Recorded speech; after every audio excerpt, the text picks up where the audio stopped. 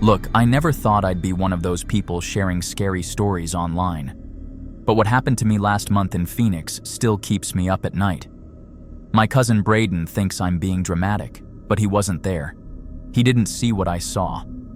I was flying back from my brother's wedding in Denver. The whole thing was exhausting. You know how family events are. Too much talking, too much wine, and my Aunt Karen kept asking when I'm getting married. By the time my flight landed at Phoenix Sky Harbor, it was already past midnight. I just wanted to get to my hotel and crash. The airport was pretty much empty. Just a few janitors mopping floors and some guy sleeping on a bench near the baggage claim. I had this weird habit of always checking my phone battery when I travel. It was at 37%. Not great, but enough to call a ride. I opened the app and booked a car. The driver's name was Marcus, 5-star rating, normal-looking Toyota Camry. The app said he'd be there in 4 minutes, which seemed fast for that time of night. But hey, I wasn't complaining. The car pulled up exactly when it was supposed to. Dark blue sedan, license plate matched the app. Marcus looked normal enough, probably in his 40s, baseball cap, friendly wave through the windshield. I threw my bag in the back seat and climbed in. "Heading to the Hampton Inn on Central Avenue?" he asked. "Yeah, that's right." The car smelled like those Pine air fresheners.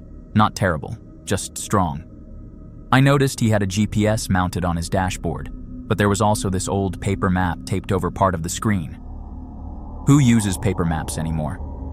But whatever, maybe he was old school. We pulled out of the pickup area and I settled back in my seat. The drive should have been maybe 20 minutes, straight shot down the highway into downtown Phoenix. I'd done it before. But then Marcus said something that made me look up from my phone. "I know a shortcut." Traffic's always weird this time of night. Before I could say anything, he swerved off the main road onto some service road I'd never seen before. The GPS on his dashboard kept flickering, like it couldn't decide which route to show. 1 second, it showed the highway, then it switched to some random back roads. I watched the city lights start to thin out through the window. We were definitely going the wrong direction.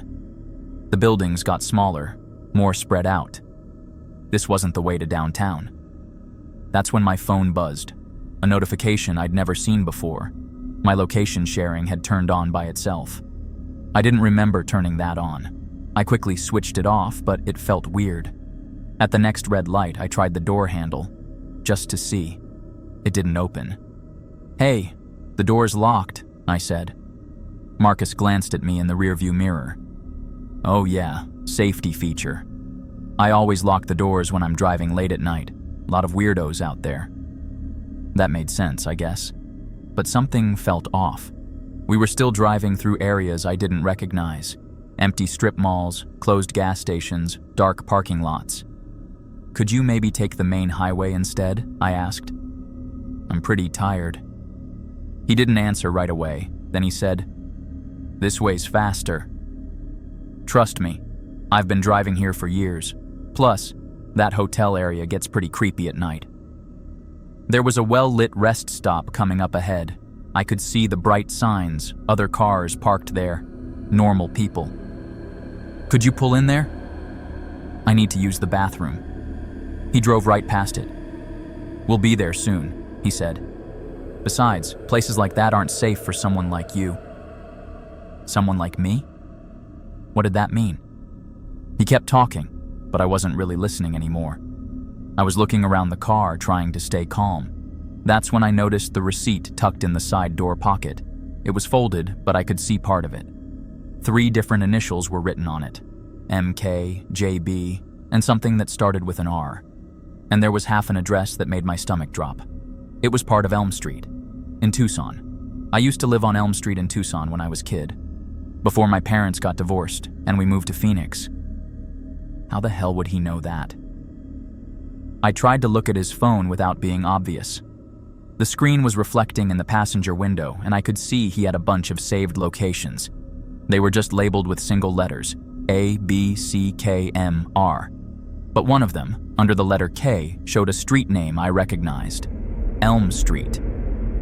My hands started shaking. I felt around near the back seat and found the child lock switch. It would have been easy to flip it by accident, or on purpose. "So how long have you been driving for the app?" I asked, trying to keep my voice normal. "Few years now. I like the night shift. You meet interesting people." We came to a traffic light that was just blinking red. Marcus stepped on the brake hard, harder than he needed to. Then, without saying anything, he put the car in park and got out. There was an empty sedan parked at the curb. Dark windows, no one inside that I could see. Marcus walked over to it and just stood there. For 2 whole minutes. I counted. I tried the door again. Still locked. I thought about screaming, but there was nobody around to hear. Just empty streets and closed businesses. When Marcus got back in the car, something had changed. His whole face looked different, calmer somehow, like he'd been practicing being patient until it became something he could use. "Sorry about that," he said. "Had to check something." He didn't explain what. We finally started heading back toward downtown Phoenix. I could see the familiar buildings, the lights I recognized. But instead of taking me to the Hampton Inn, he stopped 2 blocks away. "This is close enough," he said. The doors unlocked with a click. I grabbed my bag and got out as fast as I could. But before I could walk away, Marcus rolled down his window. "You should be more careful who you get into cars with," he said. His voice was completely flat, no emotion at all. Then he drove away. I walked the 2 blocks to my hotel, looking over my shoulder the whole time. The front desk clerk asked if I was okay because I was shaking. I told her I was just cold. But even hours later, lying in that hotel bed, I couldn't stop thinking about everything that had happened. The locked doors. The route that made no sense. The way he knew where I used to live as a kid. And the receipt with 3 different initials. I never reported it. What would I say? He didn't actually do anything illegal. He drove me from point A to point B. Sure, he took a weird route and acted strange, but that's not a crime. But I keep thinking about those small choices he made. The locked door. The shortcut that wasn't shorter. The way he ignored my requests to stop. Each one seemed innocent enough by itself. But together, they felt like the teeth on a trap. Like he'd done this before and knew exactly how to make someone feel helpless without technically doing anything wrong. I deleted the Rideshare app from my phone the next day. Now I only take taxis from companies I can call directly, the old-fashioned kind with actual dispatchers. And I always sit behind the driver where I can see what he's doing. I also keep my phone charged and tell people exactly when I'm traveling and what route I'm supposed to take. My brother thinks I'm being paranoid. He says Marcus was probably just a weird guy who didn't know the city very well, and I'm reading too much into it because I was tired and stressed from the wedding. Maybe he's right. Maybe I'm just being dramatic, like Braden says. But sometimes I wonder what would have happened if I hadn't been so tired and half asleep when I got in that car. If I'd paid more attention to the warning signs earlier. If I'd insisted on getting out at that rest stop instead of just asking politely. If I'd been more forceful about the route instead of trying to be a polite passenger. I also wonder about those other initials on that receipt. MK, JB, and whatever started with R.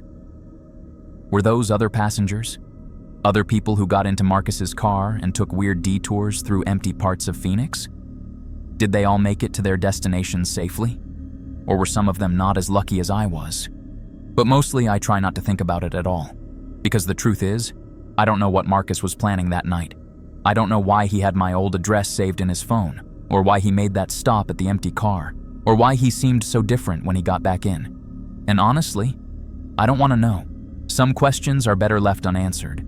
Some experiences are better left as just weird stories you tell people online, hoping someone else will say they've been through something similar and you're not losing your mind.